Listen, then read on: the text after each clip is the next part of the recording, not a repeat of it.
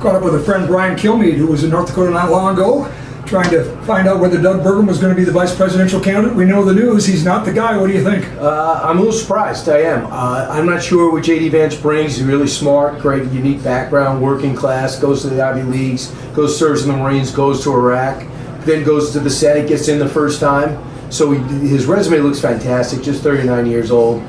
For Doug, I think things are going to be even more important. I think if you fully, even though the pressure is to get this job and all the fun is to get this job now, I think that if Trump wins, and it looks like he's gonna, if everything goes well, but it's still early, Secretary of Energy and Interior together, he'll be running his own operation. He wouldn't be checking with the president. You literally have your own budget, you have your own staff. He's used to that. And then when time's for President Trump to check in, it'll be two peers going at it, and this will be one thing the president doesn't have to worry about.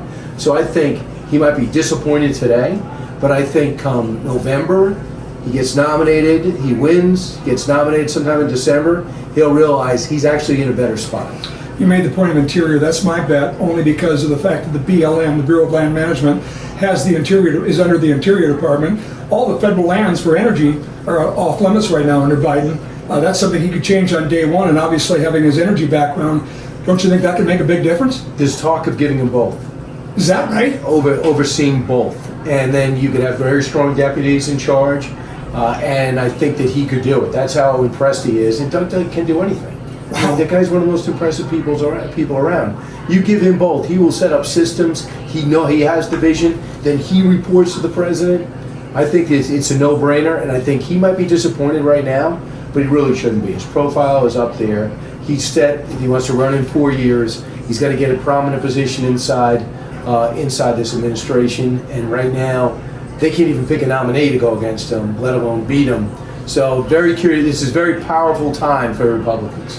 And I thought you were saying either or Interior. I'm saying both. Has that ever happened before? No, not that anybody knows of, but that's what Trump is thinking out of the box. And he not only does he save money, he gets these guys working together. It's so hard to get secretaries. You got egos, you have portfolios. This is my territory. What if one person was in charge of both and working together for those reasons that you brought up? Let's talk a little bit about JD Vance. I was surprised only because short time in the Senate, 39 years old, youngest vice president in a long time, at least if not the youngest, right? Quayle was 41. I don't know if there was anybody younger. Teddy Roosevelt, maybe? Can't remember how old was Teddy when he was VP. Can't remember. Might have been 42. Yeah, okay. Yeah. So yeah, I mean, darn young. So that surprised me. On the other hand, in the Rust Belt, where this race is going to be won, probably Michigan, Ohio, Pennsylvania. I mean, he can talk their language, right? Legitimately. Just for example, no one has to tell Doug about ranching. No one has to tell him about farming. No one has to tell him about Silicon Valley, software business. No one has to tell him about tech. He lived it. You might not like his opinions, but he knows it. Same thing as JD Vance. He's got a good background. I mean, he's got diverse, direct experience. Yeah, very interesting. Saturday, obviously, this race changed in momentous ways with the assassination attempt on the president.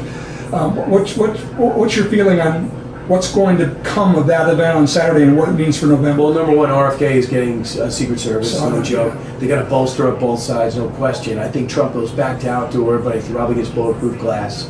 Number two, I think we're going to see a subplot of the investigation, and they're going to realize how vulnerable he has been at other times. There's some huge problems. I thought there'd be there's some huge problems that nobody has a good answer to, and people get mad that they were bringing up the Secret Service.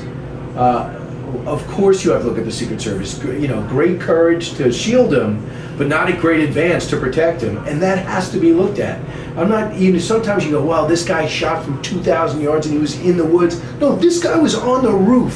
A chip shot for anybody who knows a rifle. That's what I understand. And this guy got cut from the JV rifle team, but he knows how to handle a rifle. He took it from his dad, it looks like.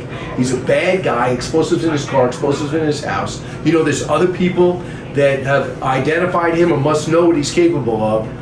At least a handful. Let's see what happens.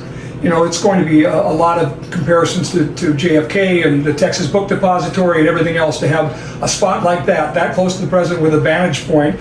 You mentioned the advanced folks, but I mean, there's going to be a lot of people that are going to question whether or not this is another failure of government, inside government. Put this on, the deep state or the FBI or the CIA. What do you make of that? They're understaffed. I did not know that 40% retirements were up 40% of the Secret Service. I did not know how. I thought that job was desirable. It's turning not to be desirable. We know they've had about 5 major incidents of late. We think they're the elite, and perhaps they are. We'll have to see what happens. Somebody blew it. Somebody did. Yeah. Okay. Thanks, Brian. Thanks, Scott. Appreciate See you it. soon. Yep, good to see Thank you. you.